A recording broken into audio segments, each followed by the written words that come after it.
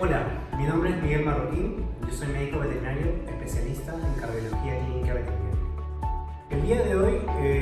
estoy conversando con la gente de ECO y bueno, les cuento que llevo usando este equipo alrededor de un año. Me he ido súper bien con él, he descubierto algunas ventajas muy buenas en cuanto al diagnóstico, sobre todo al momento de hacer la ocultación con los pacientes que son difíciles de reconocer algunos sonidos o con propietarios que les cuesta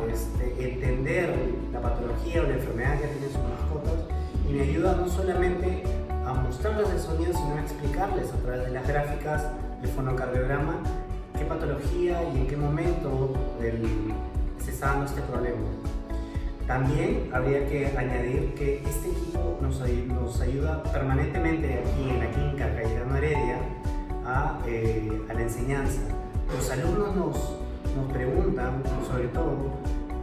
cuándo se da el soplo, en qué momento es, qué tipo de soplo es, y gracias a este equipo nos permite darles toda esa información en tiempo real, no solamente